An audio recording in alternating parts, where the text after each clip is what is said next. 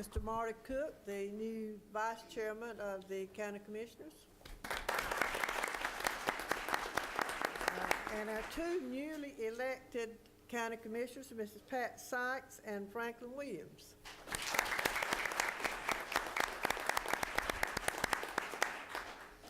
We certainly are happy to have you here, and we feel honored to have you here tonight. Thank you.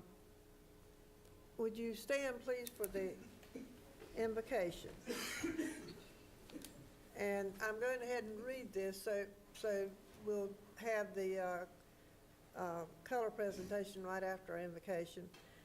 Ladies and gentlemen, please rise for the presentation of our nation's colors, and this will be by the South Brunswick High School Army JROTC Color Guard under the direction of Cadet Command Sergeant Major Colby Mullins, and we will remain standing for our Pledge of Allegiance. Sergeant Mullins informs me he's planning to join the Marines. I think that's something to be proud of. May we pray. Dear Father, we just thank you so much that we live in America. We thank you so much that we have forefathers who were willing to give their lives, Lord, that we might have this freedom tonight. We ask, Lord, that we would never, never take it for granted. And we ask that you would keep it in our hearts and minds that we're still fighting to keep this freedom. We thank you for all the blessings that you bestow upon us. We thank you for the 12,000 plus children in this county that you have put under our guardianship. Give us wisdom, Father. Give us courage. Give us love for each one of them. And give us wisdom in all the decisions we make. We thank you in Jesus' name. Amen.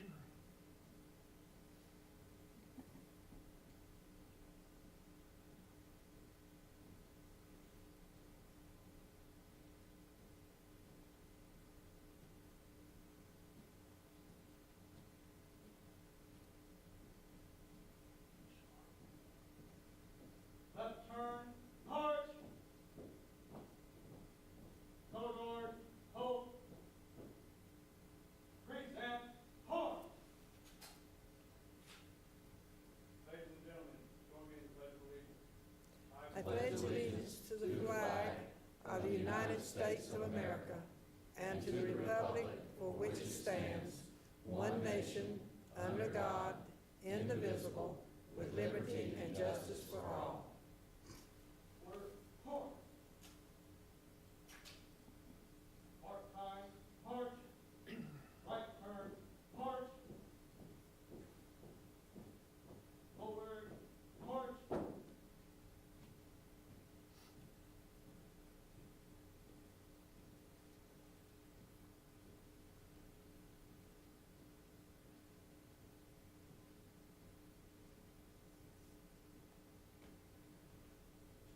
You may be seated.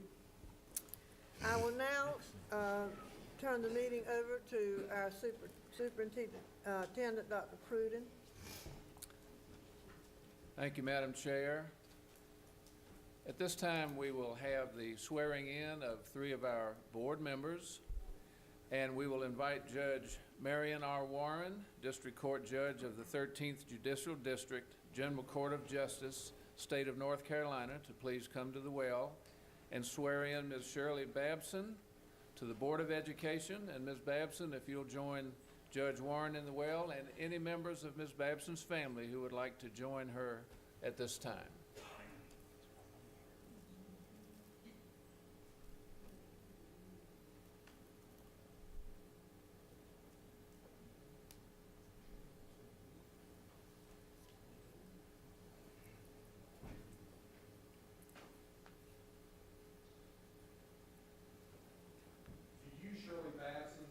Swear that you will support and maintain the Constitution and laws of the United States, ma'am, and the Constitution and laws of the state of North Carolina not inconsistent therewith, and do you solemnly swear that you will faithfully discharge the duties of your office as a member of the Brunswick County Board of Education, so help you God?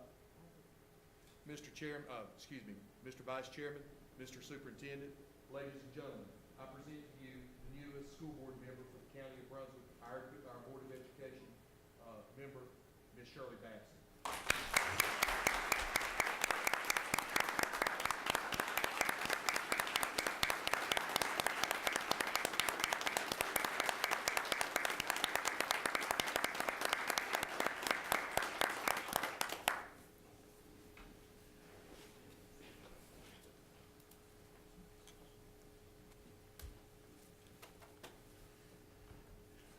And now, Mr. Thorson, if you will join Judge Warren in the well.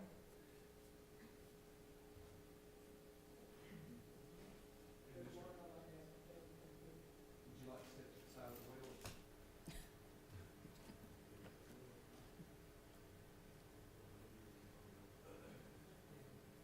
With me is my wife Debbie, for 39 years.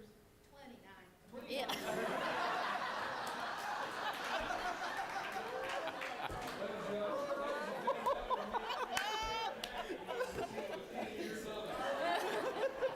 Oh, well,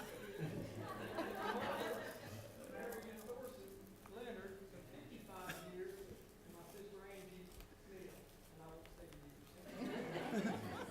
I know you didn't do that. Only Bud.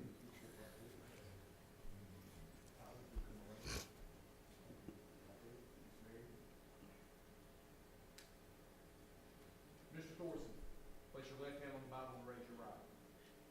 Do you, Olaf Bud Thorson, solemnly swear that you will support and maintain, defend the Constitution of the United States? I do. Do you furthermore solemnly swear that you will maintain and defend the Constitution and laws of the state of North Carolina, not inconsistent therewith, I will. and that you will faithfully discharge the duties of your office as a member of the Brunswick County Board of Education, so help you God? So help me God. Madam Chairman, Mr. Superintendent, members of the board, ladies and gentlemen, I present to you the now newest member of the Brunswick County School Board, our district representative, Mr. Bud Thorson.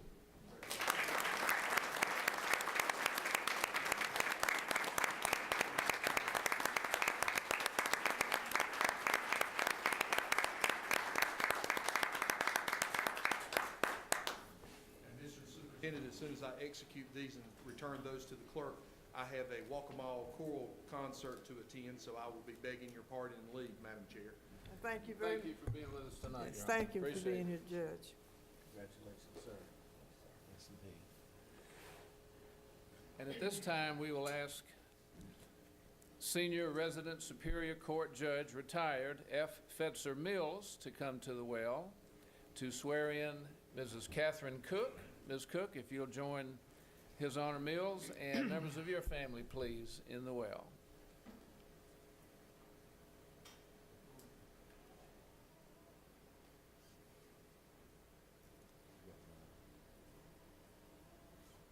Let me see if I can get this right. I have my husband, Marty, of 27 years. My mother-in-law, Linda Cook, and Tim Mills, Miss Betsy Mills, and my daughter, Annabelle Cook. My oldest daughter's at college. Last time she was here when I was sworn in, and my other two children are actually in Charlotte operating the shoebox packing plant. And it was the only day they could go, and I said I would forgive them for that. So, and this is my uncle, Professor Mills. Would you place your left hand on the Bible and raise your right? Repeat after me. I, Catherine Cook, I, Catherine Cook, do solemnly swear do solemnly swear that I will support and maintain the Constitution and laws of the United States that I will support and maintain the Constitution and the laws of the United States and the Constitution and laws of North Carolina, and the Constitution and laws of North Carolina, not inconsistent therewith, not inconsistent therewith, and that I will faithfully discharge and I will faithfully discharge the duties of my office as a member the duties of my office as a member of the Brunswick County Board of Education, of the Brunswick County Board of Education. so help me God. So help me God. Congratulations.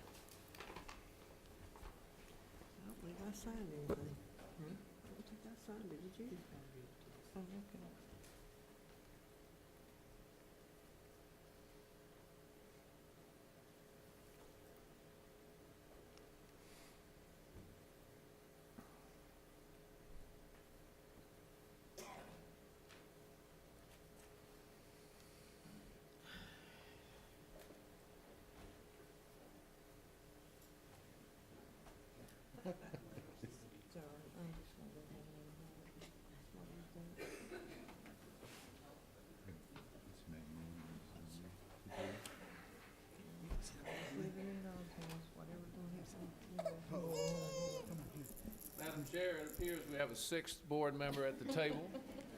I Mr. Miller, know. Mr. Miller, would you like to have the honor of introducing our sixth board member? This is our newest board member, as Judge Warren would say, Miss Finley Ann Sasser, who will be 5 months old and 16. My only grandchild.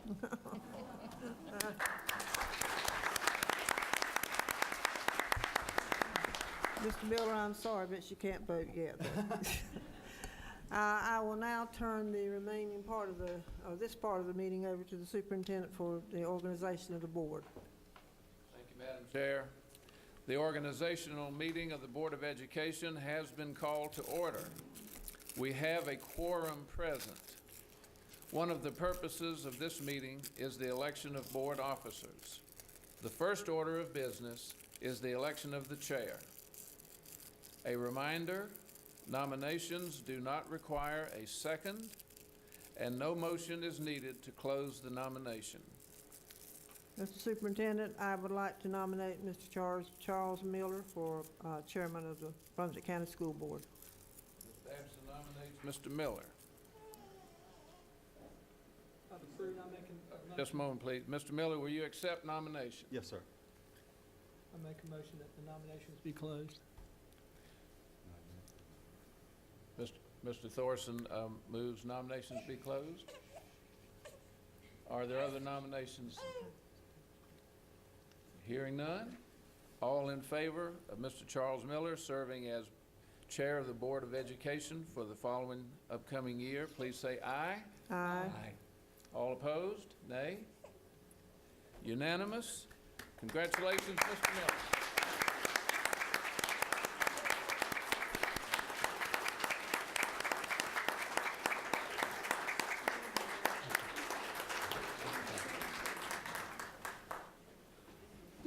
Some big shoes to fill sitting here. First of all, I'd like to, I'll go do this first.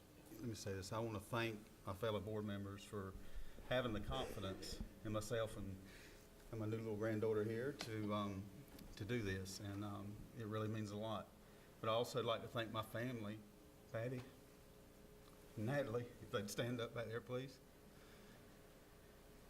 26 years. I was sitting up here the whole time, 26 years, June 21st, right? I was sitting out after Bud messed it up so bad, I figured I better, I was here thinking, ooh, when was it? I never Okay, lived that down. all right, do I hear nominations, or it's time for vice chair, election of vice chair, do I hear a nomination for the office of vice chair? I'd like to nominate Bud Thorson for vice chairmanship. Motion made to nominate Mr. Thorson. Mr. Chairman, I'd like to nominate my good friend and mentor, Ms. Shirley Babson, as vice chair. Nomination for Ms. Babson. All in favor of Mr. Thorson, please indicate by saying aye. Aye. All opposed? No. Okay. All for Ms. Babson? Indicate by aye. Mr. Thorson is our new vice chair. Thank you. Thank you. Congratulations. Thank you.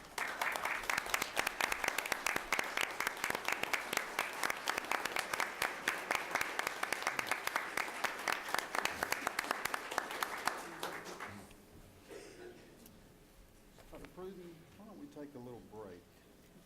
You want to do salutes first, or you want to take a little break? We'll take a 5-minute recess. Thank you. You get a picture?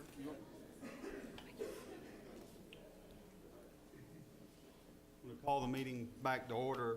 Next thing on our agenda is the board salutes, and we'll turn it over to Dr. Pruden, and if the board would join us down in the well, please.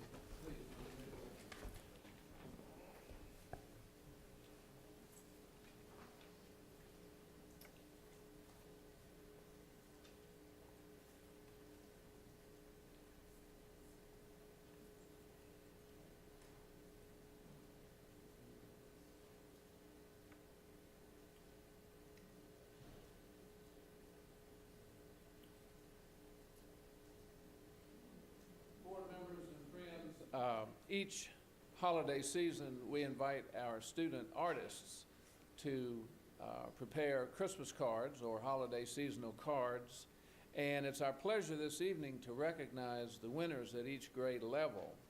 The superintendent's winter card contest winners are, for grades kindergarten through 2nd, Emily Russ of Jessie May Monroe Elementary School, and her teacher is Teresa Ryder. And Ms. Ryder and Emily's family, would you all please come forward?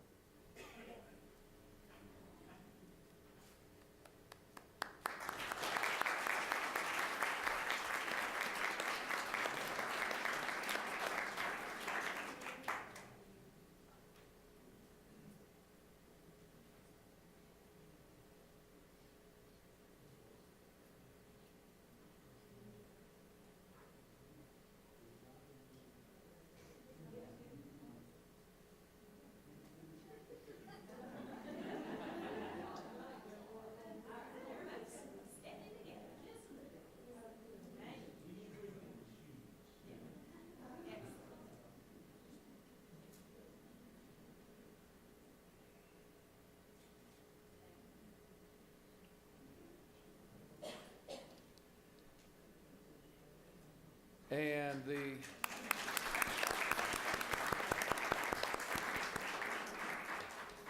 the winner for the 3rd through 5th grade category is also a student at Jessie May Monroe Elementary, also a student of Ms. Ryder's, Bailey Russell, a 5th grader. Bailey, would you and your mom and family please come forward?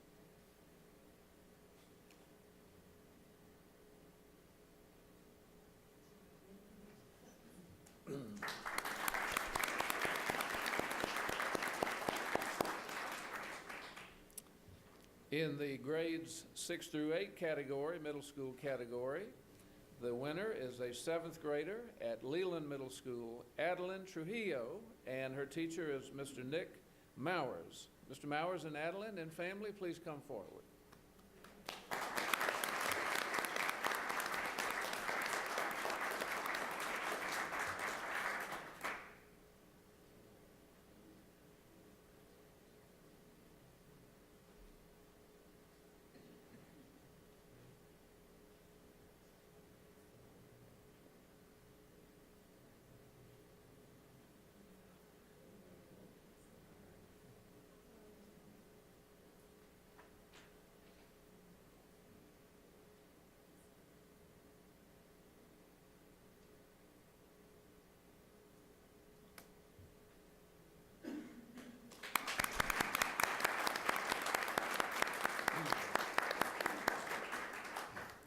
And in the high school category, from South Brunswick High School, a student of Ms. Patricia Lyles, the winner is Brittany Yates, a 9th grader.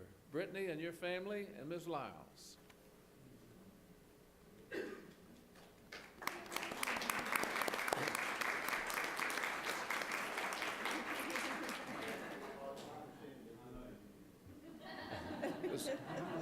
This is not Brittany, this is the principal. Mr. Wayne Price, principal of South Brunswick High School. Thank you.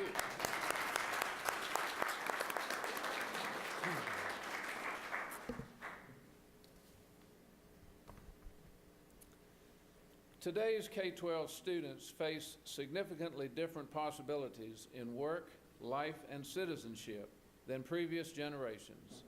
And it is a certainty that technology will play a pivotal role in public education. Technology already has begun to transform teaching and learning from a one-size-fits-all industrial-era model to a more personalized and engaging experience. What remains an issue is how well and how quickly technology will be meaningfully leveraged to make real and lasting improvements in the outcomes for all students. North Carolina is leading the nation through the Certified Educational Chief Technology Officer program. This innovative course gives school administrators the necessary knowledge, skills, and confidence to effectively use and manage technology in schools today and in the future. Congratulations to Ms. Deborah Bayer, Brunswick County Schools Wide Area Network Manager, upon her graduation from University of North Carolina Certified Educational Chief Technology Officer program on November the 7th, 2012. Ms. Bayer, please come forward.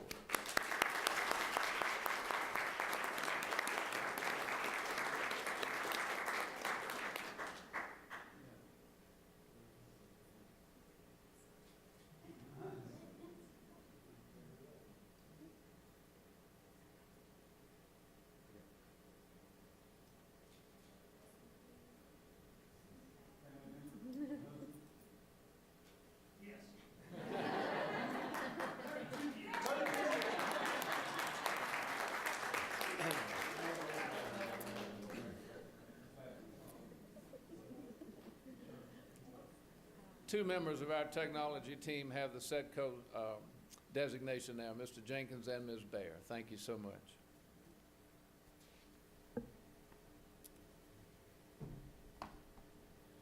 National honors were bestowed on Brunswick County Schools and Brunswick Community College during the 2012 National Career Pathways Network Conference in Richmond, Virginia.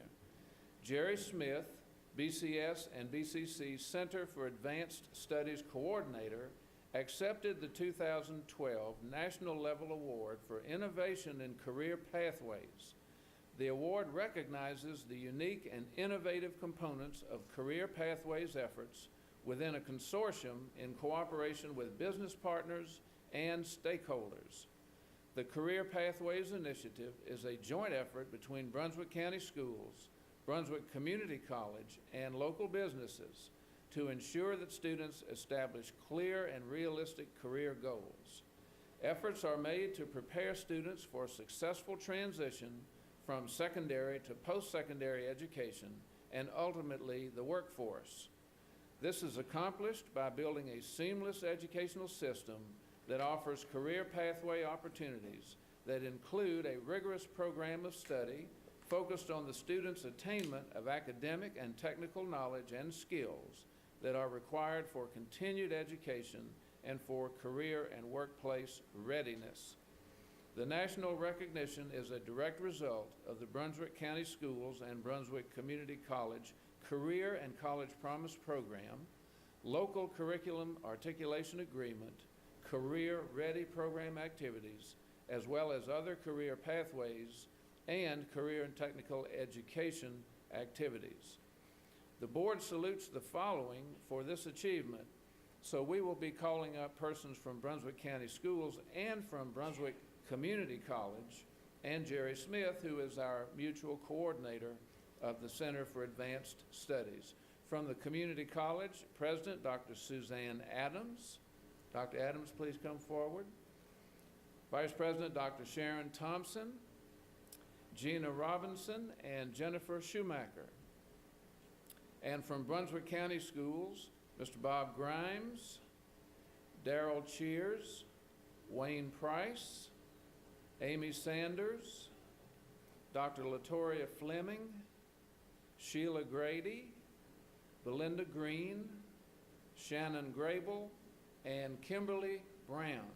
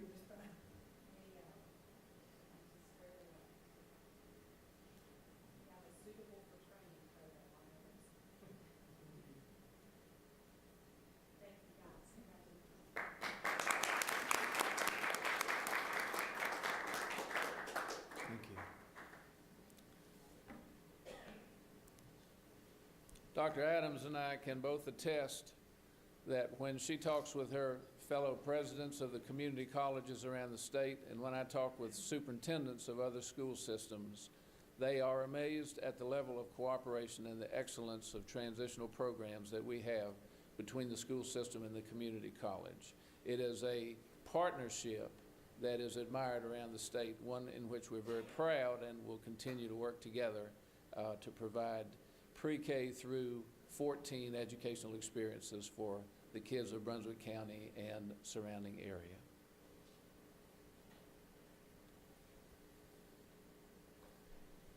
At this time, we'd like to recognize our board members who happen to be standing right here for professionalism in terms of board training.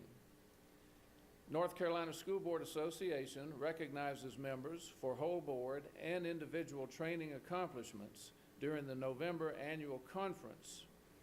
We use the fiscal calendar, July 1, 2011 through June 30th, 2012, to calculate recognition levels. And for our Board of Education, the following board members earned the following numbers of hours of training. 12 hours are required to receive Special Achievement for Boardsmanship Award. Mr. Charles Miller is recognized for 20 hours of training. Mr. Olaf Thorson for 28 hours of training.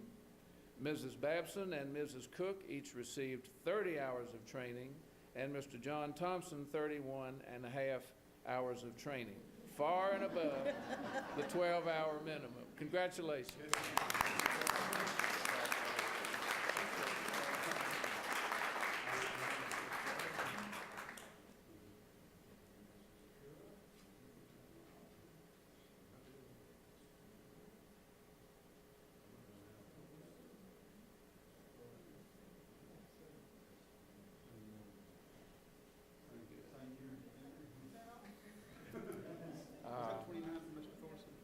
That's Mr. Thorson had 28. Okay.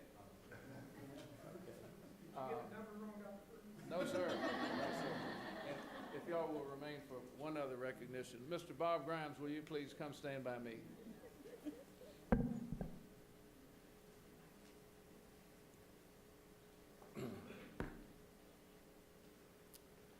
At this time, we want to recognize a very special lifetime educator who is retiring at the end of this month from a career of how many years? 40-some. Mr. Bob Grimes. Everybody knows Mr. Grimes, and his career is well known, but I just want to remind you that he began as a teacher, an English teacher, high school level, all grades 9 through 12. He was a coach in football and track. Actually was drafted by the Dallas Cowboys, but I never let that come between us in our working relationship. As a native Washingtonian and big Redskin fan, we managed to bury that hatchet. And he was an assistant principal at Shallotte Middle School, and then became principal of Shallotte Middle, and then went to New Hanover County and was principal of Trask Middle School.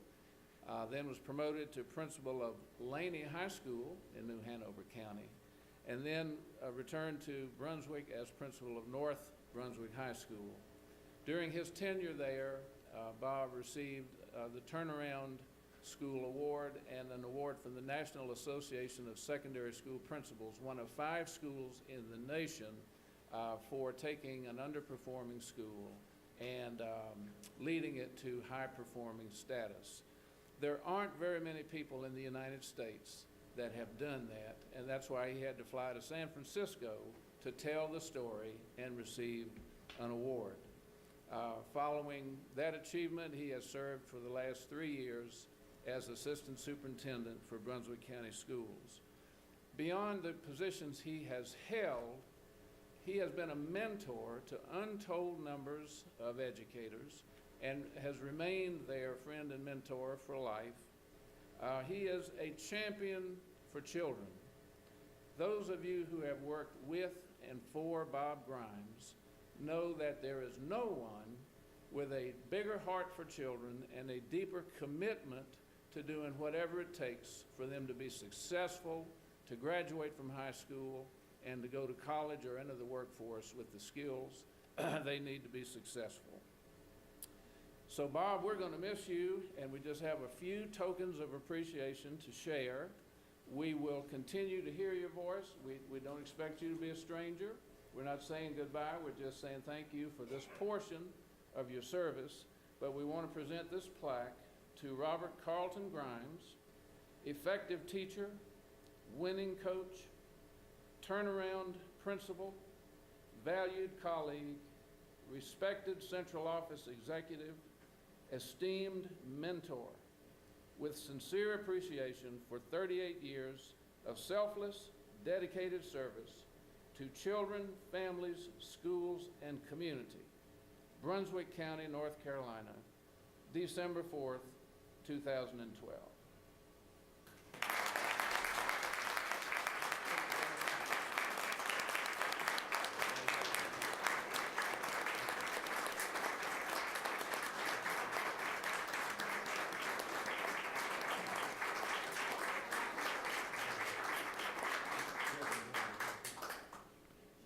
I have my wife come up here.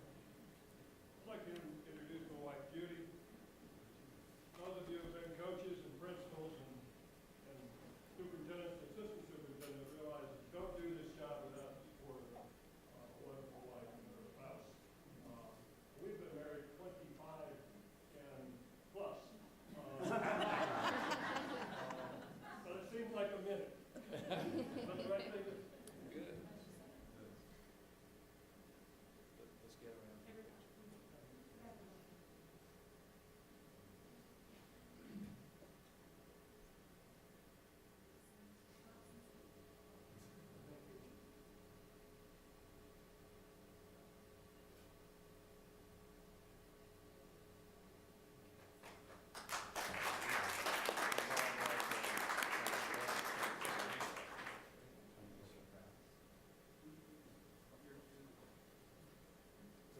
Yes, sir. Thank you.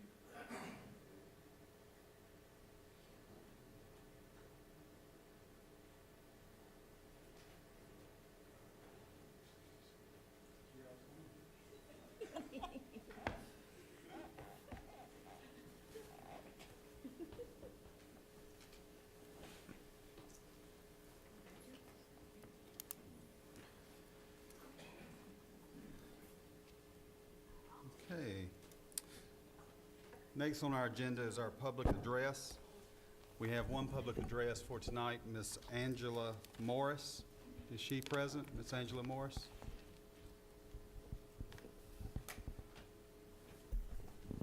Huh? Tom Simmons asked to Tom Simmons? speak to us, yes. Okay, I didn't know that. Okay, we got two, I've just told. Mr. Tom Simmons? And before you speak, Mr. Simmons, I want to ask our attorney to remind us of the rules. You can come to the podium, sir.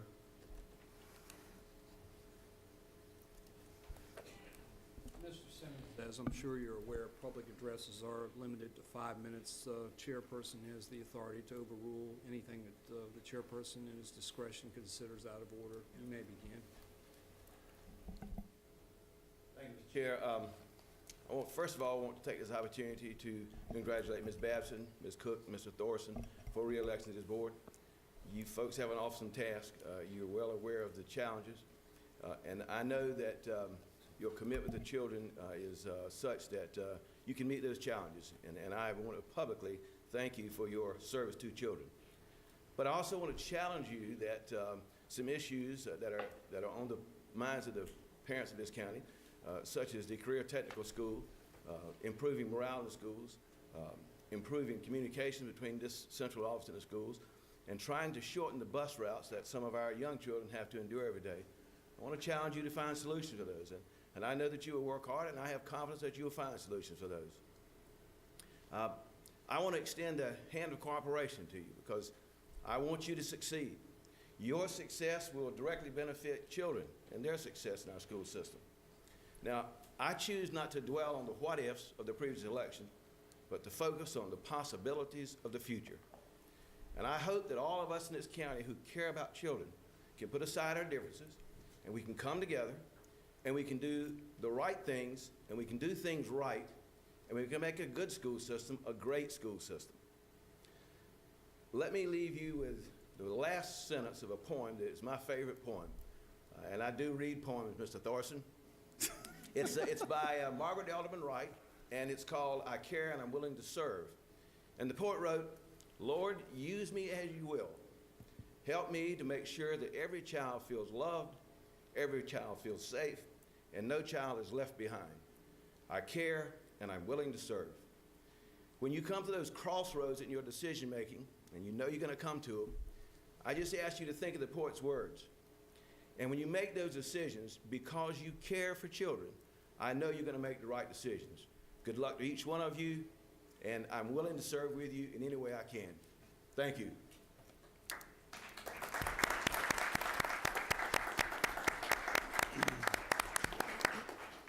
Thank you, Mr. Simmons. Next is our presentations. The first one is Comprehensive Annual Financial Report. Mr. Dale Smith with Anderson, Smith and White. Board members, Good evening.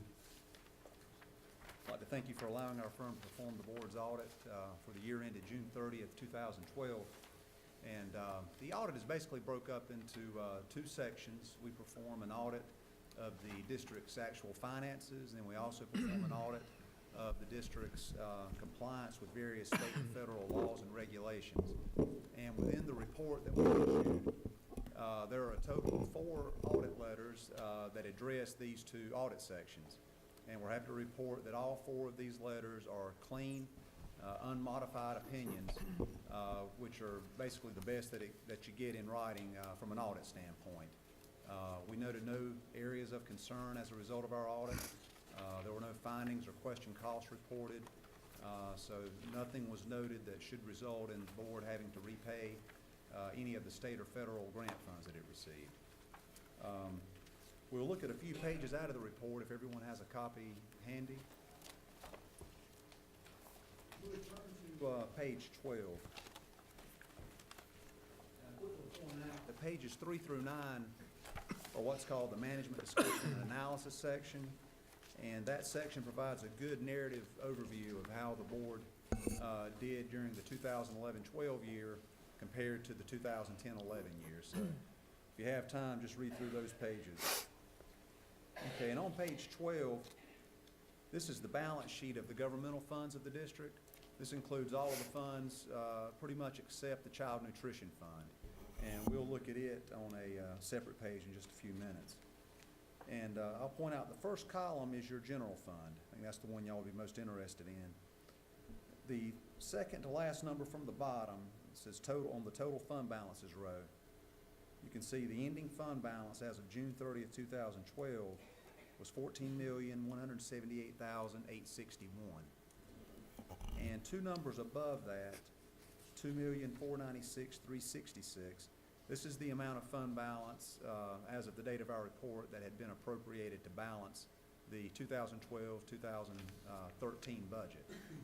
And that left the board as of June 30th with $10,808,894 of unassigned fund balance that's available for future appropriation. And I think that since we've issued the report, y'all have appropriated a little more fund balance, so that number's probably a little less than that now. Okay, and if you turn the page, this next page is set up in the same format as the previous page we just looked at, but it shows the actual revenues and expenditures of the district for the year ended June 30th, 2012. And we'll just look again at the general fund, the first column, and you see the bottom number there, the end of year, that's the end of year fund balance, $14,178,861. That's the same number we looked at on the previous page. And then 3 numbers above that, $2,263,647. That's the amount of increase in fund balance that the board had last year in its general fund. So the board was able to add to fund balance for the year ended June 30th, 2012. Okay. Any questions on those 2 pages? Okay, if you would turn over to page 20 and we'll look at the school food service fund.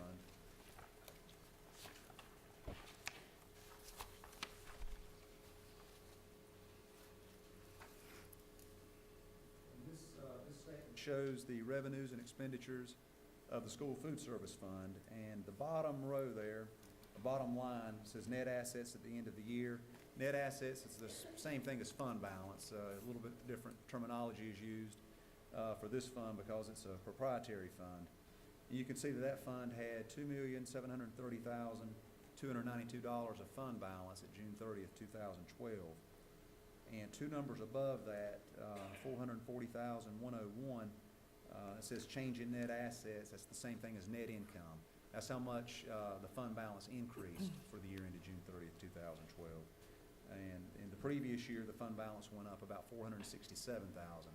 So the school food service fund is operating very well, very profitably, and appears to be in good financial condition as of June 30th, 2012.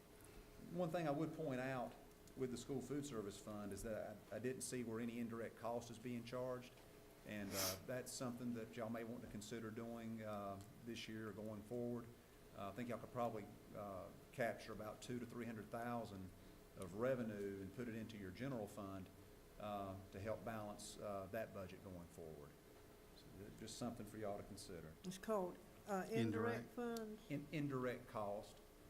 It's basically charging the school food service fund for the use. They're using the facilities at the different school sites, and they don't pay utilities and things such as that. So Renting the kitchen. that's right. Just a question, does any of that money have to be returned back to the federal, or does it stay in our account? I guess Ms. Ward could answer that question. Mr. Cahill. No, that's our fund. So that remains in the county, it don't have to be refunded back? That's correct.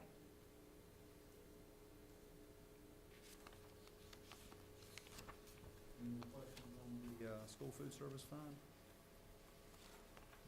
For many years, we were in the red on that, and we finally come out ahead, and I applaud whomever, Ms. Ms. Ward, is Ms. that? Ward? Ms. Ward. Very well. Mr. Thompson. Tell me about the operating loss. I'm a little puzzled having an operating loss. The operating loss, that line is before federal reimbursements that the district gets for the free and reduced children of the district. You see the very next line below that, $4,126,222. Yes. That's the revenue the district gets for the free and reduced students. And you also get, So we have to spend it and then we are reimbursed. well, you're buying food and paying for salaries, and that revenue, you're not charging the students directly. That revenue, you have to request reimbursement from the U.S. government for that.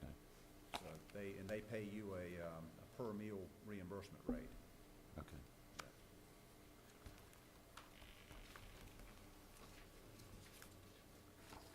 That's pretty much all I plan to cover out of the report. I'd like to just also add that, we audit a lot of school districts, and, I think that Frey and her staff, they do as good a job as anywhere that we go. There's some things that we look for that, as board members, y'all probably aren't aware of. There's the months of employment that the district receives through the State Public School Fund and the dollar allotments that it receives. And, we go a lot of places where those months of employments, they leave a few months on the table, and folks don't think much about that, but that's, 1 month is worth basically $5,500 to $6,000. So, when we come in here, Frey is very good and her staff about, utilizing every last month and every last dollar that's available. And I just wanted to point that out because it's hard work to get it right down to the last month and to use all of those dollars. But y'all do have a well-run finance department. I just wanted to add that. We appreciate that and appreciate the service you provided, Mr. Dorsey. Mr. Chairman, just one question. Is this your second year auditing? First year. First year. Are you annual, you have to renegotiate a contract every year? We did a proposal that was good for 3 to 5 3 years. 3 years, okay. But this is your first year on this one? Yeah, sure is.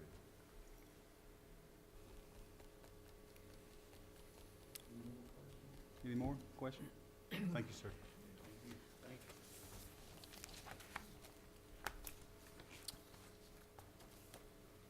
And I think one person we failed to recognize earlier was our county manager, Mr. Marty Lowen, who I think will be in this next group coming up. But as our finances stuff was just being discussed, he's back there smiling because he just heard how much money we have. So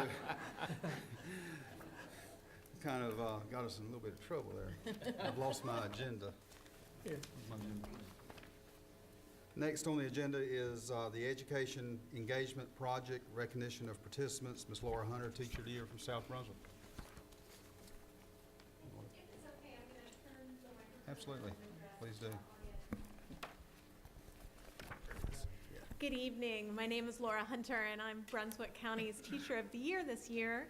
And many of the people in this sea of people out here are participants in our first annual Education Engagement Project. And this project is my child. I came up with this idea, and I think successfully pitched it to the powers that be, and it happened as evidenced by the fact that you are here this evening.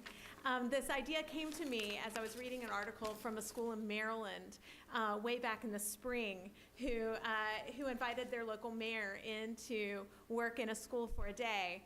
And I thought, well, that's a great idea. Maybe we could do that on a larger scale. And the Education Engagement Project was born. I believe that healthy schools and healthy communities go together, and part of what makes that partnership work is healthy dialogue about what's happening in our public schools, which means that we need to throw open the doors of our classrooms and invite our community in to see what we're doing in our schools right now in 2012, because what school looks like now is very different from when all of you went to school in 2000. So it's important to see how things have changed. So this project has multiple facets to it.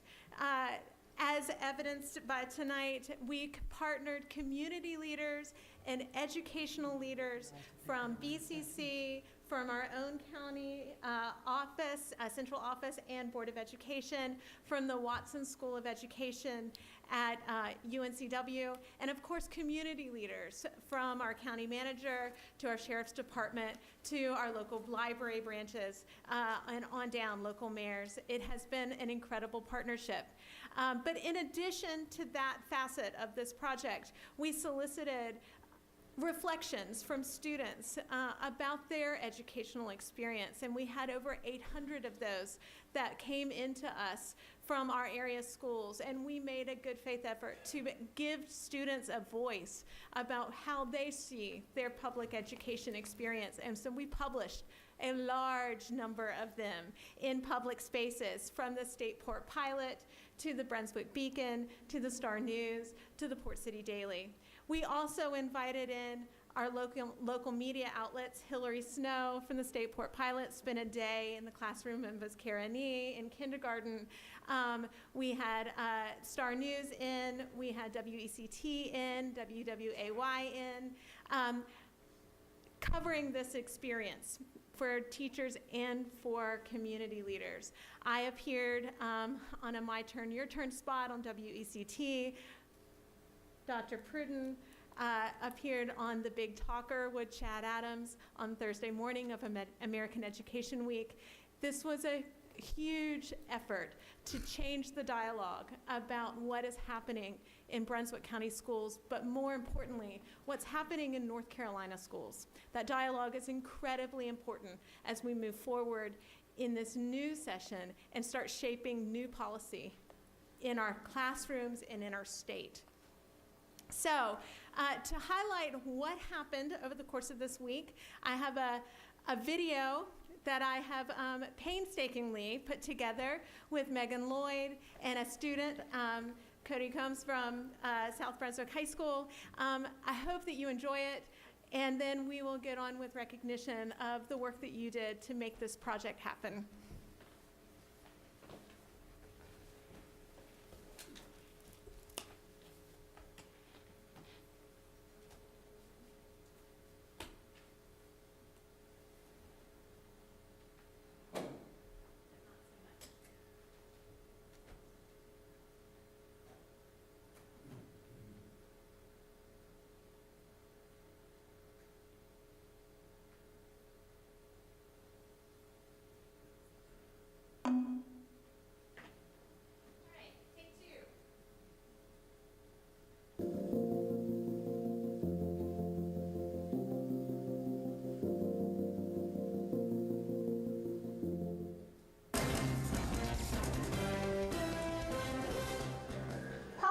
politicians have now expended all the air in their lungs blaming each other for our economic woes.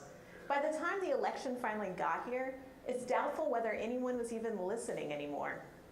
As someone who sees the best and the brightest of this generation pass through my classroom, I'm left with only one head-scratching reaction to all this talk, talk, talk. Why is no one seriously talking about public education? It's where 56% of your tax dollars go in North Carolina, and it's where 100% of our future lies. I was sitting in a coffee shop this weekend and struck up a conversation with a man sitting next to me. Long ago in high school, geography was his favorite subject. He said, "Kids today can't even find Arkansas, much less Syria, on a map. Why aren't schools teaching the fundamentals anymore?" My answer, my students can find Arkansas and Syria on a map. Using their cell phones, they can find answers more quickly than you could even imagine. We need to teach kids how to think and how to process the information available at their fingertips. Critical thinking is the skill of tomorrow's American worker. In reality, schools aren't failing, schools are changing. So we can proudly celebrate American Education Week all next week. 100 years ago, kids weren't even required to go to school. Now 50 million students walk through the doors of America's public schools daily. That's what I call progress. What about you?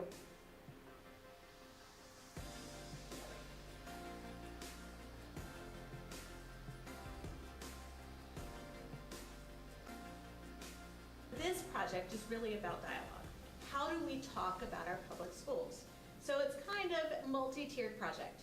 On one hand, we're bringing in community leaders to work alongside teachers during that week to get the public teacher experience in 2012.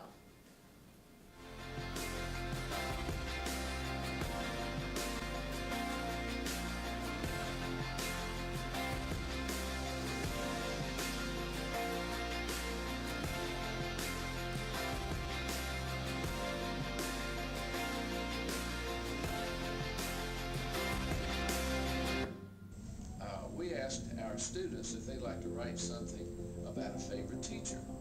And so I got a long list of cute things that the kids had written, and I was really impressed with this student's comment about his hit.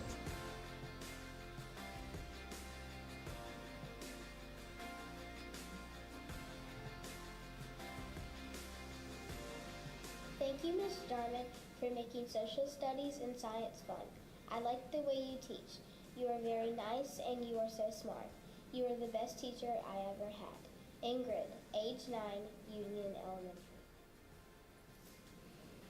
Dear Ms. Closton, thank you for giving us a chance to have a good education and giving us a chance to learn. School is my favorite place to go. Thank you for everything you have gone through for our school and everything else you have done. Carson, age 9, Belleville Elementary. Dr. Willis, thank you for calling our homes and giving us messages in English and in Spanish so that me and all Waccamaw families will know when special events are coming up. We are happy that you can speak Spanish. Lorena, age 6, Waccamaw Elementary.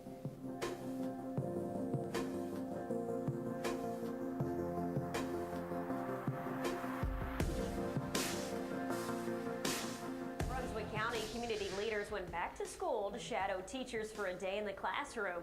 The day was designed to give officials hands-on experience with tomorrow's leaders, as well as provide insight into the challenges that both teachers and students face on a daily basis at school. It's very rewarding seeing what our teachers are doing, teachers such as Mr. Chapman, and watching the students, how they're trying to really, they are paying attention and trying to learn, wanting to learn, and I think that has a lot to do with the teacher. Sheriff Ingram encourages anyone able to volunteer to help out at their local schools. The most surprising thing I experienced today was... I think I witnessed the beginnings of the layering of education. I could actually see learning taking place. I guess I could tell from the way kids were answering and responding that they were putting the pieces together a little bit at a time. So being able to see that gradual increase in awareness and learning, that was pretty good. Leadership in the classroom. I expected students not to be as self-disciplined as they were in class today. I expected not as much instruction to occur because I really thought that the role of the teacher had become one of disciplining students and moving them along in the lesson plan as opposed to actually teaching and imparting knowledge.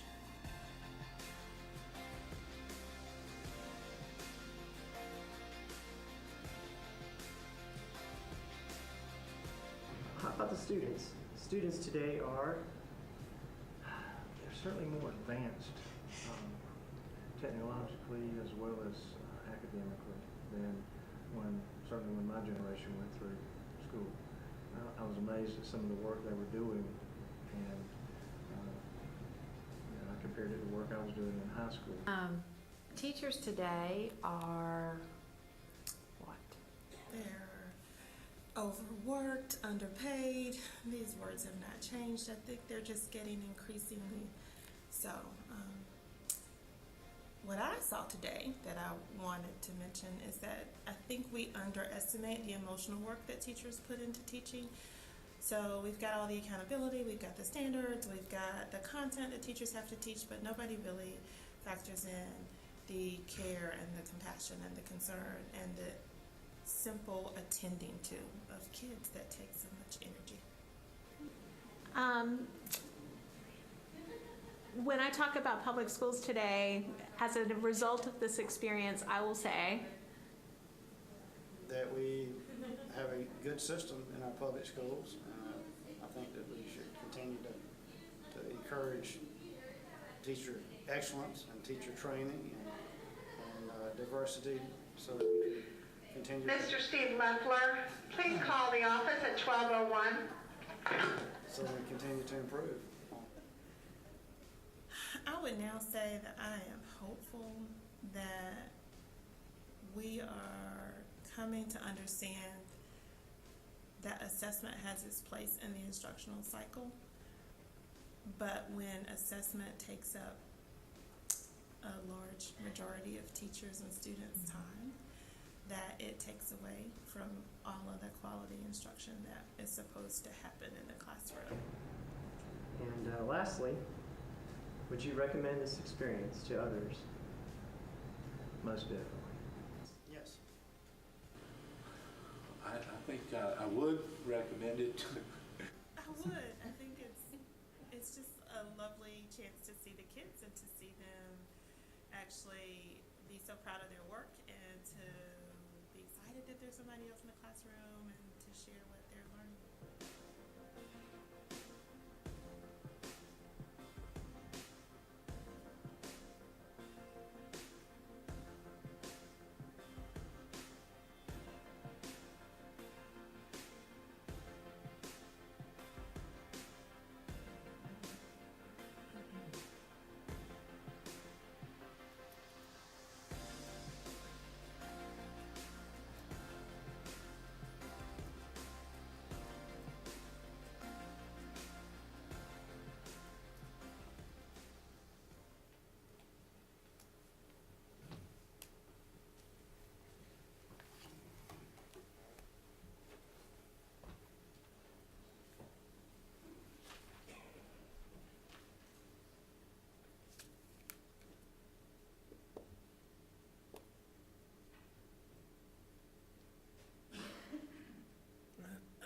This time I'd like to read the names of the government leaders who spent the day in the classroom and also the name of the teacher they visited and ask both to come forward.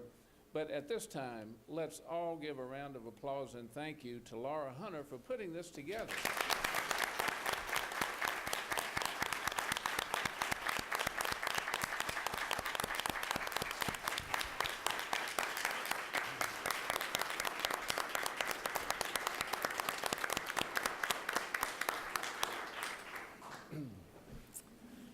Our county manager, Mr. Marty Lawing, spent a full day in the classroom at South Brunswick High School with Sam Jennings. Please come forward. I think Marty was a little scared when he came into math class. Okay. But Sam said he had it by 4 o'clock. Come on, Randy. Congratulations. Thank you for being one of the first class fellows in the Education Project. Dr. Daniela Roseborough from UNCW spent a full day in the classroom at Belleville Elementary with Elizabeth Mounts.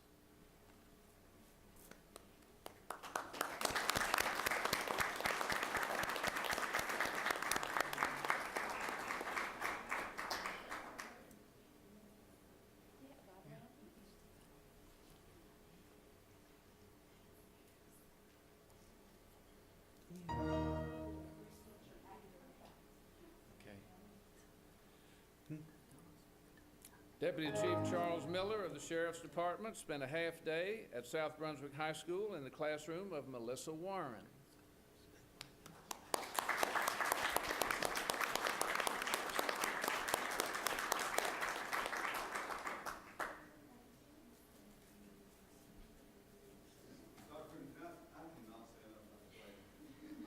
I mean, I was there for half a day, and every child that came in her room, she knew something personal about this child. How's your leg? How's your mom? How's your dad? I mean, she knew something about every one of them. And that's 75 kids. And she's like the Energized Bunny or something. She was amazing. So thank you for watching it. Really learned a lot. Made me tired watching it.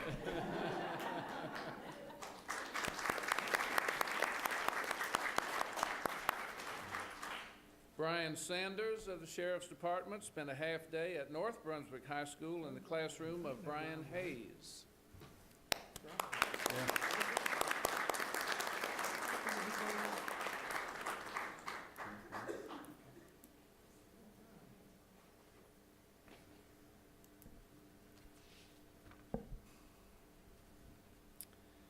And it was my pleasure to spend a half a day in the classroom of Karen Walker at Cedar Grove Middle School. Ms. Walker, are you here this evening?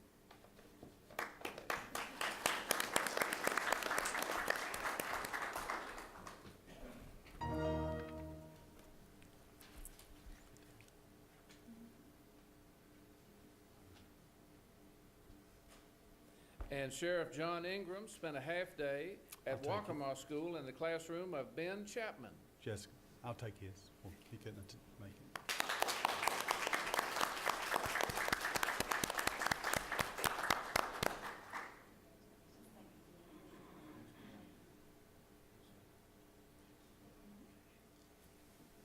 Thanks. The mayor of Sunset Beach, Mr. Rich Serrato, spent a full day in the classroom with Tara Doan at Virginia Williamson Elementary.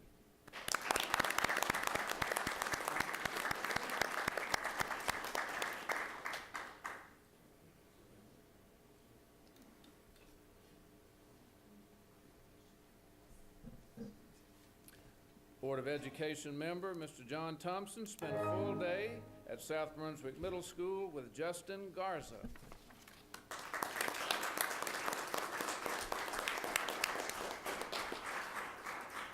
Mr. Thompson asked me if it was strategic that he was with Mr. Garza with 36 kids in a trailer. And by the way, I would recommend it, but it's a lot of work. Mayor Euless Willis of Navassa spent half day at Lincoln Elementary with Jody Walker.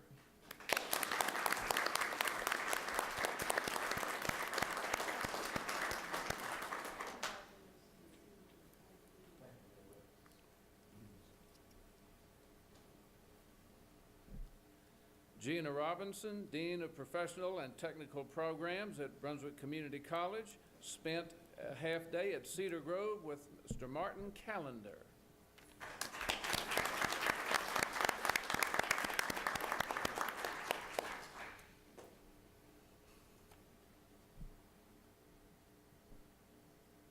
Dr. Kelly Evans, Chair of Developmental Education and Developmental English at the Community College, spent a half-day at Bolivia Elementary with Kristen Stott.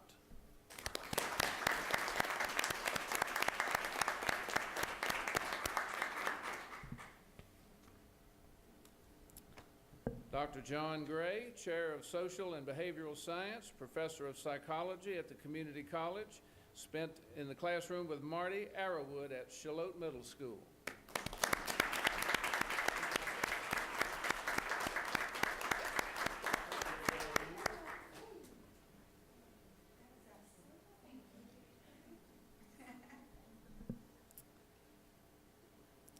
Sharon Thompson, Vice President of Brunswick Community College, a half-day at Brunswick County Academy with Kristen Hewitt.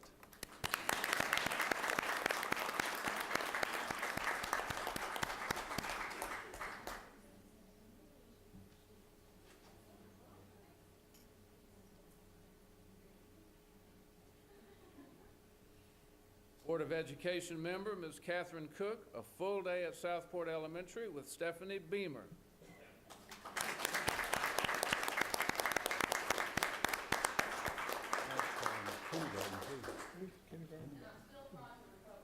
I think she's at home with her 3-year-old triplets, so on top of everything else she does, I don't know how in the world she manages. She knows she has triplets. That teacher has triplets. District Attorney John David spent a half-day at South Brunswick High School with teacher Erica Sipley. I'll take it. He's out of town. Mr. David's out of town. Representative Frank Eiler spent a full day at South Brunswick High School in classrooms with Jenny Bryant and Laura Hunter.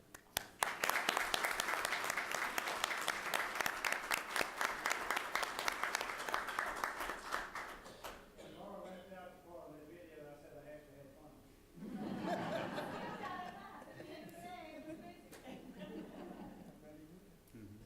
Hillary Snow of the State Port Pilot, a half-day at Southport with Kara Nee.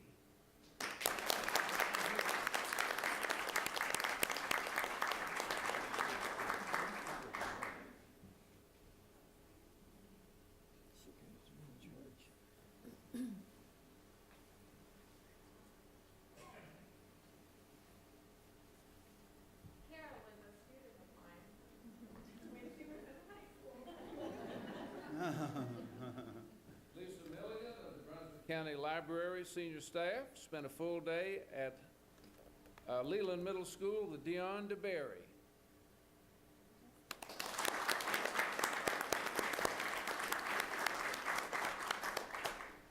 Mayor of Calabash, Mary Knight, was in the classroom at the Early College High School with Claire McLaughlin.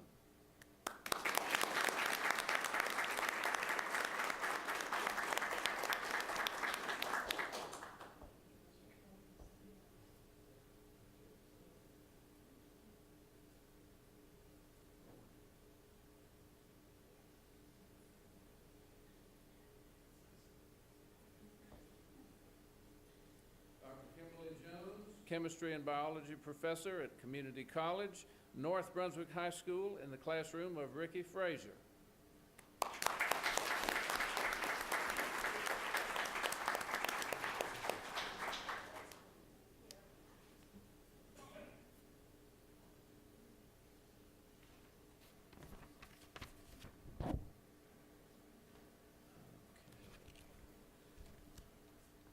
Helen Davis, our Executive Director for Elementary Education, visited Bolivia Elementary in the classroom of Allison Wilkins, second grade.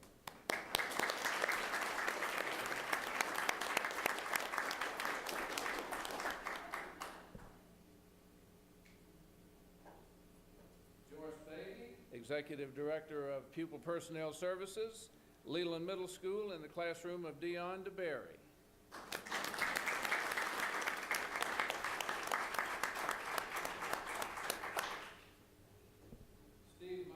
Executive Director of Operations at Supply Elementary, 5th grade class of Debbie Noble.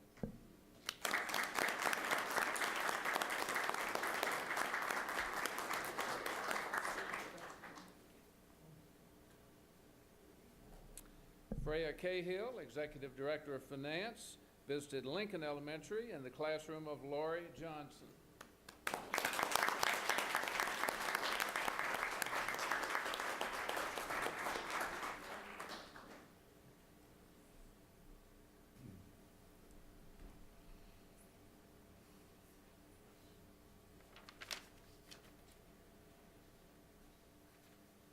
Dr. Deanne Meadows, Executive Director of Human Resources, spent time at Union Elementary School in the classroom of Jennifer Adcock.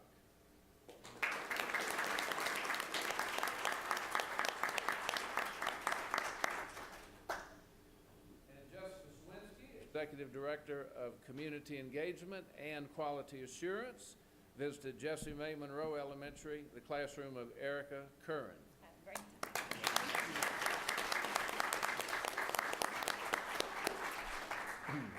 You might wonder why we had school staff visit classrooms. I'll tell you something. We do many walkthroughs, 5 minutes, 10 minutes, walk through the whole buildings, peek in everybody's room in 2 or 3 hours' time. It is different when you spend a half day or a full day with a teacher. You get an entirely different perspective. Even those of us that did it once upon a time, it takes your breath away. And we needed reminding, and the people in the community who gave their time also reconnected with the public schools, even though perhaps their children have finished their K-12 education. We cannot thank you enough, because we believe that we have made friends, and we believe that we have ambassadors in the community who can speak to what is actually happening in public schools and give a factual first-hand account if asked, because there is a lot of talk about public education today, and not all of it is experiential based, but you all are now our ambassadors and best friends in the community. Thank you for your investment in our system. Thank you.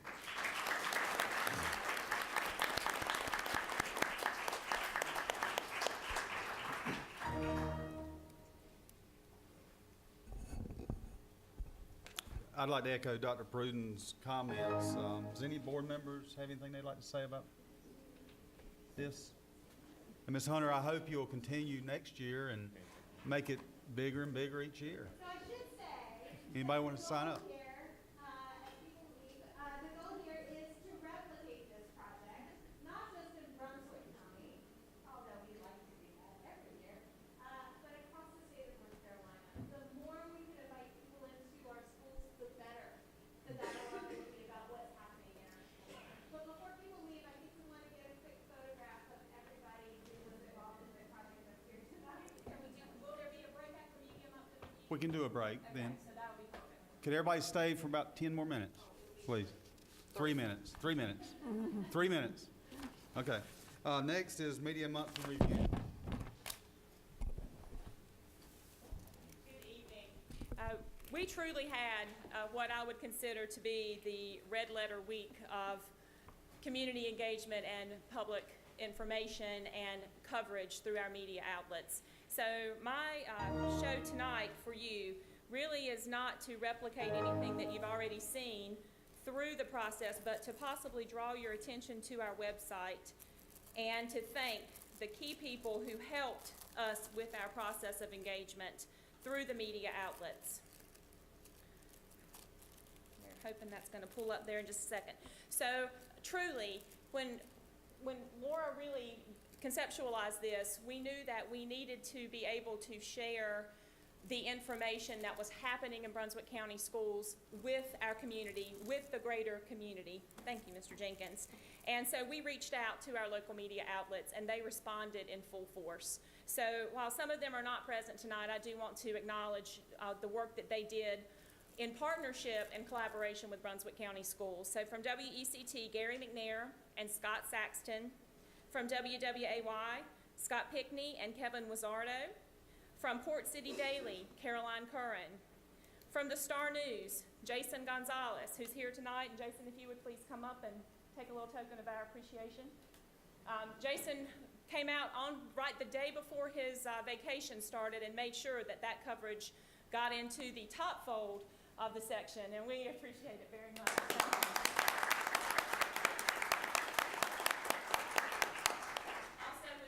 Port Pilot, not only did the State Port Pilot advertising department work with us to help promote Operation Thank a Teacher, we also had an amazing full-page recanting of the experience through Hillary Snow. So Hillary, I know you've been recognized once, but I'd also like to say thank you, and if you would please share this with your editor, we would appreciate it very much. Thank you.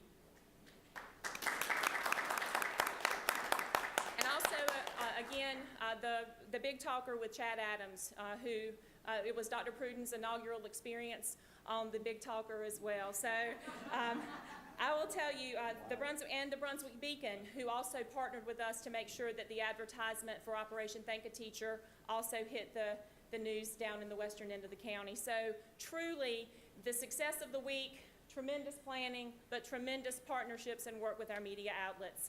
I also want to show you quickly, if you're interested in knowing where all those 800 thank you notes are, we posted so many on Facebook through the week, got tremendous response, retelling of stories and more stories added, but this is actually where all of them reside, and we're going to leave them up through our holiday break so that you will know where they actually live. So all of them live in a PDF document that's easily searchable right here on our website. So for those children, and what I will tell you, the phenomenon of this particular piece is that children in high schools thanked elementary teachers. Children in middle school thanked their elementary teachers. We had some teachers that are not even in our system that children who have moved to us thanked. These letters are incredibly inspirational, and if anyone needs to know the impact of public education and why it's important, they just need to stop right here and take a few minutes to read some of these awesome letters. So that's what I have, and I appreciate it, and I will look forward to taking the photograph of all of our engagement partners.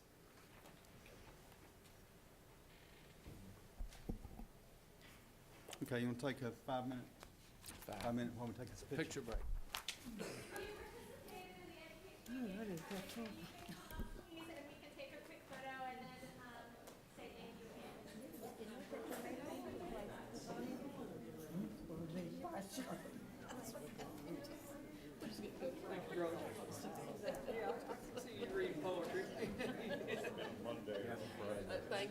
Thank you for your comments.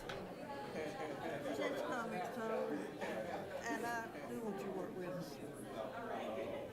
Okay. So the center of your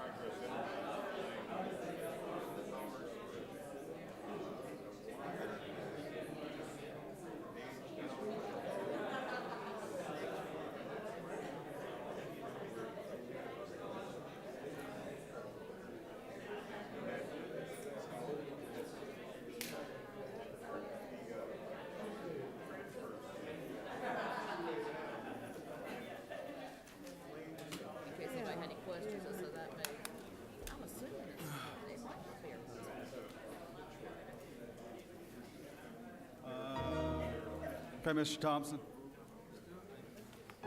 It's gonna be. be here all night.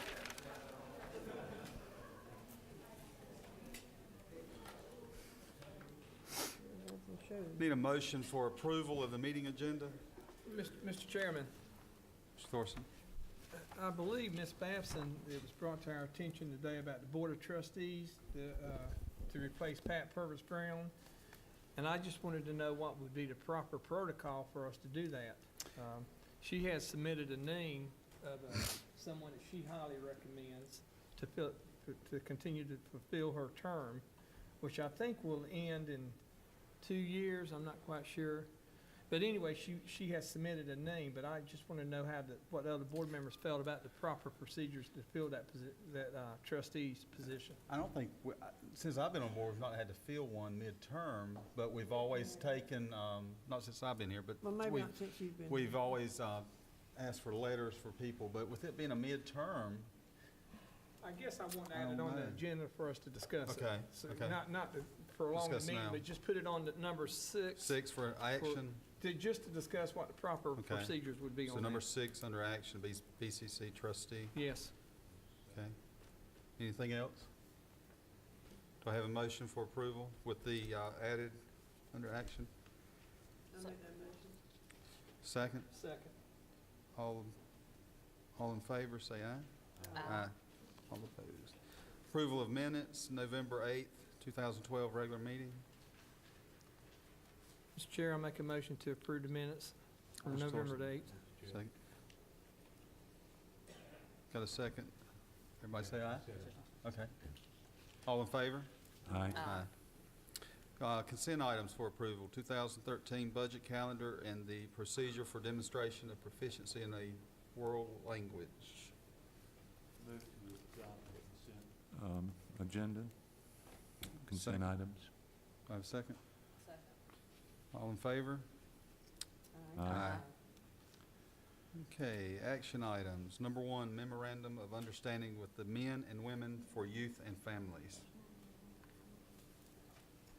Dr. Pruden, who's, This is the agenda item that was tabled at the last meeting, and we had further discussion and presentation in committee, and bringing it back to the board this evening.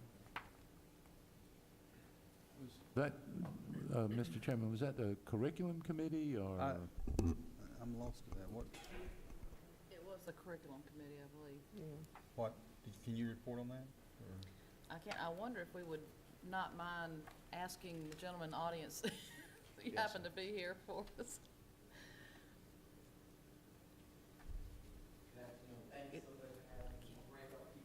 Thank you. Mr. Keaton, come to the microphone, please. Yeah. Again, thank you so very much for having me come. Thank you, Spady. I am Randolph Keaton, Director of Men and Women United for Youth and Families out in Delco. And what we're doing is we're asking the board to consider allowing us to come to have access to the students at your school during non-instructional time, so that we can provide some valuable services through a relationship that we have with Cape Fear Council of Governments out of Wilmington. We are one of 3 organizations that contract with the Council of Governments to provide WIA, Workforce Investment Act programming to students. We currently serve Columbus County as well. We have a very good relationship with them. We go into the school system to work with the kids who are 16 to 21 in school or out of school youth to provide certain services for them. The goal is to help those individuals to obtain their diploma, to go on to higher education. They must meet some barriers or some deficit, whether it be pregnant or parenting, possibly foster care, runaways. They could also have significant barriers to literacy gains and rates. Again, what we're doing is we're asking that we be allowed to come during non-instructional time to the schools. I have 2 case managers who work closely, who will be providing services to the young people. We find it, as Ms. Hunter so eloquently said, about the need to be a partner with the schools and others, businesses, to come in and to help our young people who may be struggling academically, having some issues at home. It's sort of like the WIA program, which is the Workforce Investment Act. It's sort of like the old JTPA program, which I was a product of. And we have folks who will work with them most of the time be outside of the school time. And not to prolong the meeting, if there's any questions, more questions that I could answer for folks, but we've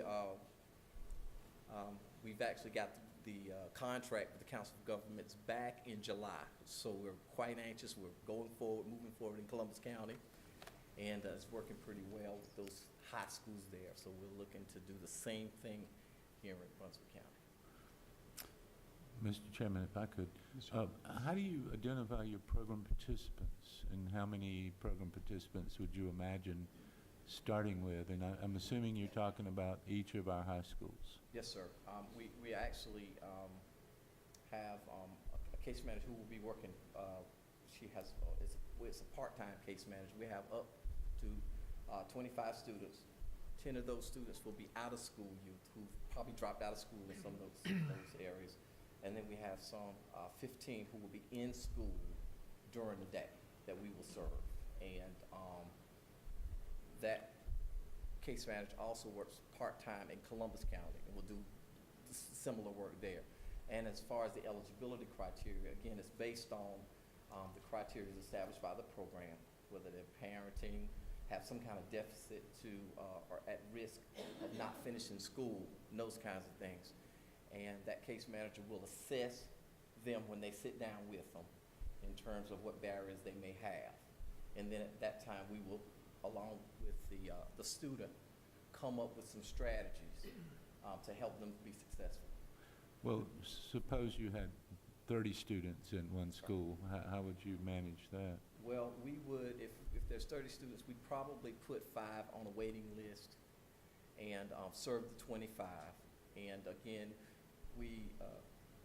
the initial stages is when we'll need to have access with the students. When we first meet with them, we'll need space in the school during non-instructional time to maybe to do some testing. We do the TABE testing, which is Are students referred to your program? Yes, Or sir. Yes, sir. They're referred by their teacher, by the principal? Yeah, we're gonna need, that's a good observation. We definitely need the schools themselves to help us identify some of those students who might have those needs. Also community groups, community members, other organizations. We'll go into the community, we'll do presentations, we'll work with municipalities. Again, we want to be visible in the community, and we find it quite helpful if we're visible in the school because the students see them. We see them at basketball games, we see them in different places, but we want to be able to be in a position to serve those kids where they are with us in home or at school. Just for edification, could you give me some examples of some of the services that you provide for the students? Yes, sir. Typically, we offer monthly, once the kid is signed up for the program, anything from working with them on credit, understanding those things, working with them on if they need tutoring, extra tutoring, if they need help with finding jobs, resume writing, at the application process. We have some students who may be able to apply for a job without much assistance, but then we have some students who may struggle mightily. We have some folks who, again, dropped out of school, have never had a job before, and so they are really rusty or inequipped to apply for a job. They don't know how to dress in some cases. So we try to work with them to help them overcome those barriers. So you're really trying to help develop workplace skills. Yes, sir. Yeah, we will look for, and so at some point in the program, once we get a student who might be rusty or might not be able to do it on his own, we have a work experience program where we reach out to community groups or businesses to ask that they serve as a work site for us. And then there's funding in the program to help pay for the salaries of the students for that 6-week period of time. I have one of my colleagues, Kim Brown, who serves also on the youth board with me through Council of Governments. And our job as council members is to support the program. So I'm glad she's here tonight as well. Is that 25 students per school? Or 25 total? 25 total in the county? Yes, sir. And we have there's a total of 3 providers that's already working with, 2 providers that's already working with the students. We're fairly new, so we got to be the test subjects for this to do the presentation. So, and your employees go through an extensive background such as ours? Yeah. Okay. That's a part of the, could I ask one more?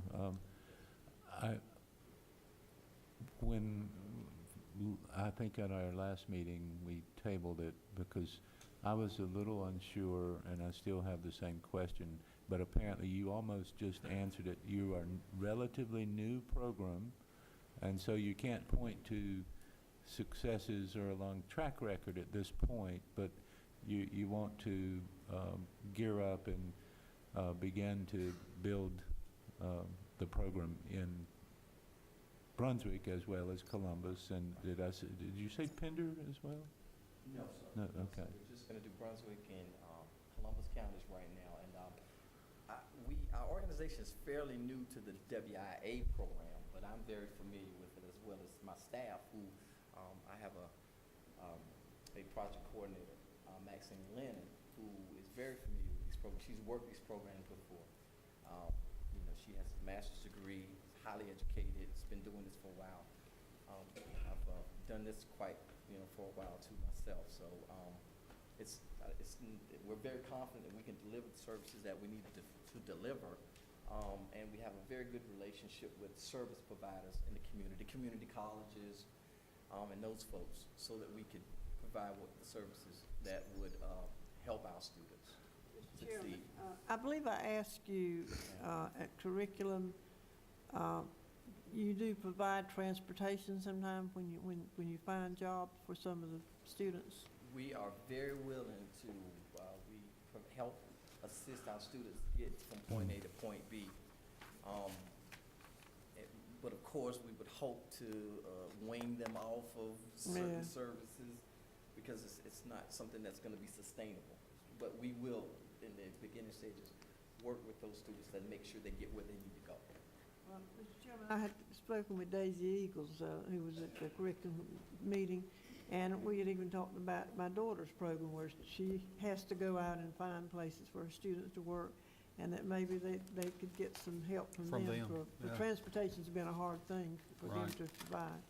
So I think it's a good program. Okay. Any more questions? Yes, sir. I just had a contract question. I was going to ask that if the legal counsel had actually reviewed the MOU. I don't know if he had time to. Yeah, I have reviewed it. It passes muster as far as the memorandum of understanding. I'm not expressing an opinion as to the substance of what's proposed. Does that make sense? Yes, sir. What I was going to ask, the non-instructional time, that would just be after hours. You're only going to be on that school campus after hours, school hours. It would be, we're hopefully during school hours, but non-instructional time. Ms. What Dorson, is non-instructional time then? It could be during the lunch hour at South, the Lunch and Learn, where the entire school, they go to remediation, or they go to yearbook, or they go to club meetings, and that would be some free time that the students could be involved with Mr. Keaton's program. Who is Mr. Keaton working with our central office? Is it Ms. Beatty? I understand the last meeting we had, Ms. Beatty's name came up. That you're working with Mr. Keaton? Yes, sir, I work with MOU. And another question I have, I understood you were in Columbus County for 10 years? You worked, your program's been in Columbus County for 10 years. Didn't that come up at the last meeting? Does that sound correct? Yes, sir. That you worked in Columbus County schools? Not in schools, no, sir. No, sir. We're a nonprofit organization located there. But you've been dealing with Columbus County Schools for how long? Through the WIA program this year. I'm not quite sure why I came up with the 10 years that I heard the last meeting we had. Maybe I was erred on that. What you thought was the time you'd been married and what you had actually been married. I've had that pointed out tonight already. How are you funded? The program, the money for the program comes through state funds through the WIA program, and we are contract workers for them. So we're able to hire staff, we're able to pay for certain activities for the youth, salaries for the youth, and to, again, hire the folks who are going to work the program. Mr. Keaton, I know you've probably been asked these questions about the curriculum, but my question is, how long is it after school that they would actually be in your program and be brought home after school hours? I mean, somebody has to remain at that school with our staff. So how long would that be? We would hope to have our case manager there during school hours. For example, at East Columbus High School, for example, they have an enrichment hour. So we've agreed, and they've agreed to allow us to come in during enrichment time, and that's usually from around 2 to around 3.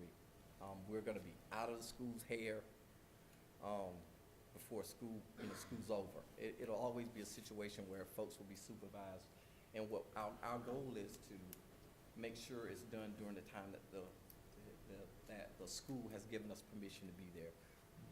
If there's any changes, we hope to make phone calls and communicate with each other. My case managers are very aware that we are guests of the school system, and we'll work with the schools. Whatever they feel is necessary, that's what we'll do, as long as we get a chance just to kind of see the students, work with them there. But the majority of the time will be outside of schools. They can actually come to our site. We will be at places like the Employment Security Commission here at Eli's program here. They are a partner of the Council of Governments as well. So we meet them outside of school in those places as well. Just one quickie here. Yes, sir. In the memorandum of understanding, we don't have an obligation for salaries and things like that, but the memorandum of understanding does impose upon us a bit of a responsibility in that we, I think, are supposed to provide you a small space in a mechanical room with access to a telephone and a fax. In other words, you're not expecting primo office space coming out of here, because we got kids everywhere these days. We could sit at a table. We could sit, I understand you were in a mobile unit. I mean, for us, Yeah. we just want an opportunity to meet with the kids, and it doesn't matter. So we'll you have would our be stuff. very flexible, but I just didn't want you to have any misunderstanding about our available resources. We can't afford fax machines on every desk and those kinds of things. And I was just wondering, in general, has this memorandum of understanding been passed through our operations section to say, yes, we can meet these requirements? It's a sharing rather than the purchasing of additional or designated equipment. The time, for example, at North Brunswick High School, they have their remediation and club time after the instructional day in what they call the fifth quarter. At South, they have it at the lunch and learn, middle of the day, and at West, a different arrangement. But it's all within the school day, and any space that is assigned to Mr. Keaton in the program will be at the discretion of the principal and will not discomfort any other programs or employees that are in place. And so we provide access to telephone and access to fax machine and meet the memorandum of understanding. Okay, great. Okay. I'll entertain a motion. I move that we approve the memorandum of understanding with Men and Women for Youth and Families. Have a second? Second. Any discussion? Just one quick question. What's the, I'm sorry, what's the length of time on this memorandum of understanding? Is it 1 year, a trial basis, 1 year? It's 1 year. perfect, okay, that's it. All in favor? Just Okay, one Mr. question too. Did anyone contact Columbus County to find out how the program was working over there? I think I did mention that at the last meeting, if someone would have contact Columbus County. Miss Eagles, does she work for Columbus or? No, she works for us. Okay. Did anyone contact Columbus County like I suggested maybe we do?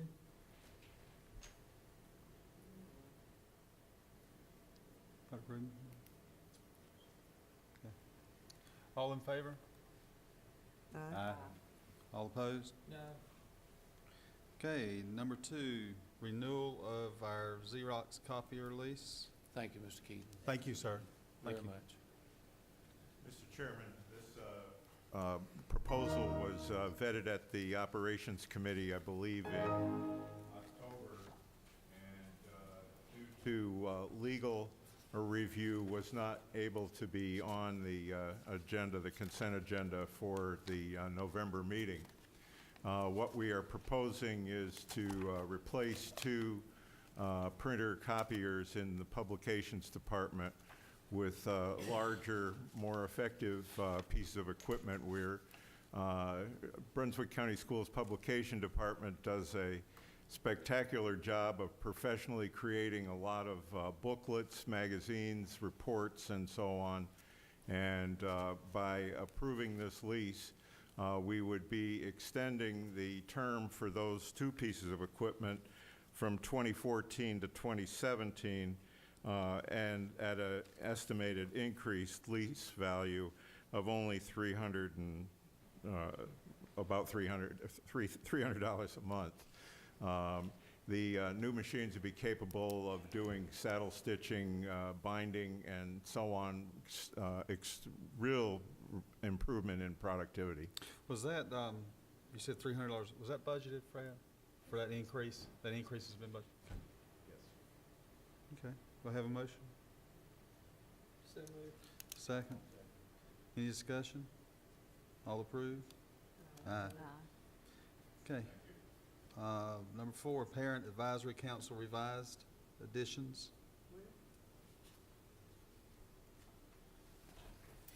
I don't have anything. All those, Do you have that on your agenda? Pass that up. I have it at number 5. I skipped one. I'm sorry.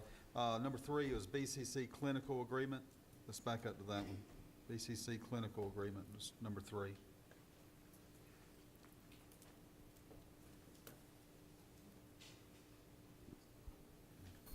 Yes. Ms. Beatty. The agreement is so that their practical nursing program, their students could come into our schools. We have a like agreement with UNCW, but we have not had one with BCC. And so we're bringing it to the board. They did present at committee. At curriculum? It went to committee? You She want- presented this to committee, curriculum committee, BCC. Presented it there. Okay. Do I have a motion? Mr. Chairman, I'll make a motion to approve the BCC clinical agreement as another one of the strong programs that we have With the with college? Brunswick Community College. Do I have a second? Second. All in favor or discussion? All in favor? Aye. Okay, Parent Advisory Council additions. School. Was that the driving school didn't taken off? Excuse me? Passing over the driving school, postponing. I don't have that on my agenda. Okay. You got an updated one. Yeah, we still got the old one, so you don't This is have the one. old one? No, you got the new one. I got the new one. Yeah, Okay, so mine's right. yeah, yours Okay. right, I think. All right. Parent Advisory Council. We'll get to it in a minute. That's all we got? And we have, I believe, 6 additional names for Brunswick Community Academy, Brunswick County And Academy. Mr. Chairman, there was one that was left off that, at Walkmore Elementary, Holly Basin. Ms. Cook and I spoke with her last Thursday, and she was supposed to have been called by Ms. Marlowe, the principal. Holly Basin, that wanted to be at Waccamaw. Is it Basin, is that? It is Holly Basin? Biasso, ain't it? B-A-I-S-A. B-A-I-S-O. Biasso. Biasso, okay, Holly Yeah. Biasco. Yeah. And she had mentioned that she had not been contacted yet by Ms. Marlowe. But that being one of the schools in my district, I had wanted to add her name to it. And I had actually talked to Ms. Marlowe, and that was about a month or so ago. But I think, I know Ms. Cook and myself spoke with Holly last week, and she said she had not been contacted yet. Okay. Has everybody seen this list? Okay. Do I have a motion with Ms. Holly added to Waccamaw? I'll make a motion to approve the Parent Advisory Council membership roster, Second. 2012-13. Any discussion? All in favor? Aye. Okay. Budget amendments, Ms. Cahill. Yes. The first amendment is state number 4. The developmental day tuition, $467,748. The board sees this on occasion. This is relating to EC, where the state pays the tuition for the EC children that attend developmental day centers. And the other items on this amendment are basically all related to one event, which is the charter school first month ADM adjustment.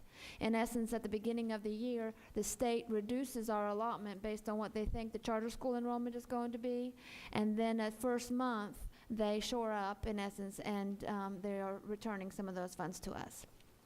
Sounds good. The next one, local number 5. I don't know why my mic is coming and going, is to appropriate the funds for the employee bonus. The first 2 lines add up to $1,522,000. Ms. Cahill, can I ask you a question? I received a phone call today. Was there some kind of tax problem? Did all the employees that got the bonus get some kind of letter about their tax bracket changing?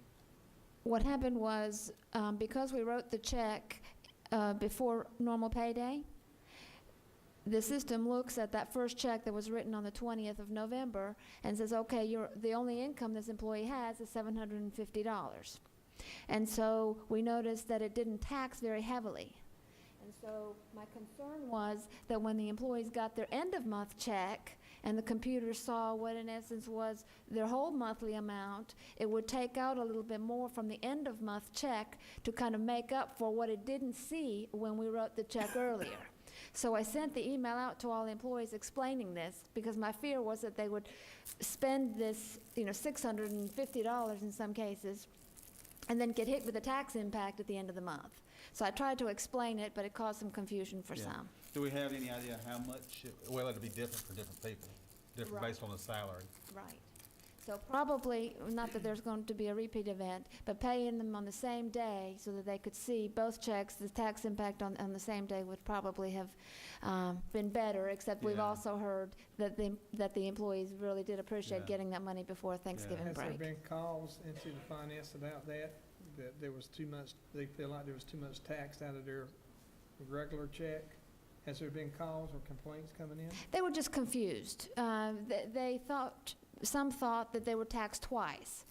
When you add both checks together, they were taxed the same amount had they been received it in the same time. Ms. Hunter, did you see a big difference? Oh, on the spot. I don't think there was any difference. Okay. You're talking about in your I think it was more regular check. confusion. I think it was more confusion than anything else. Okay. Thank you. I'm sorry to interrupt you. Go ahead. The third line item is an item that Dr. Pruden referred to at the board retreat, where he's asking to appropriate $26,250 for the ACT prep training. And then the last item, school bus and suburban purchase, this actually you've seen before in Fund 4. This is an accounting piece where we appropriated out of local fund balance and transferred over. So you've actually seen this piece in Fund 4 one time.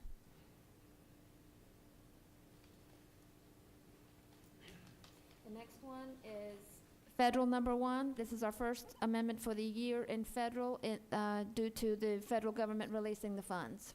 This is standard this time of year. And the last one, Fund 8, is to appropriate $24,760 for the ATMC grant.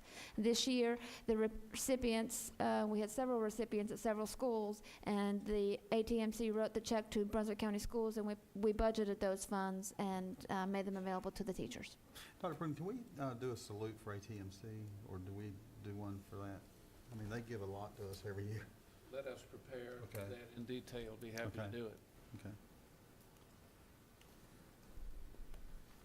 That concludes the budget amendments for Mr. tonight. Chairman, I make a motion to accept the budget amendments as presented.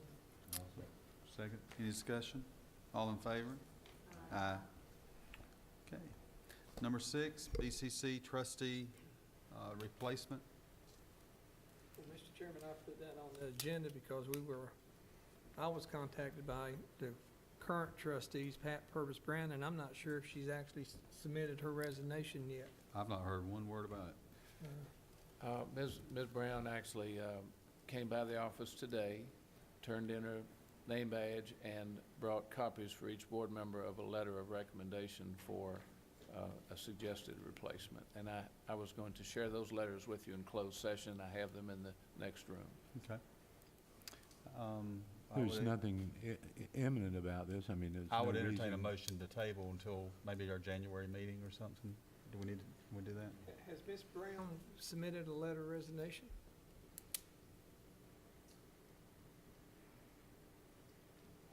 We'll have to check and see if we've actually received it in writing. I know that there have been conversations about that. Mr. Chairman, I talked with Dr. Adams, and she said that they would not have a meeting in January until after our meeting.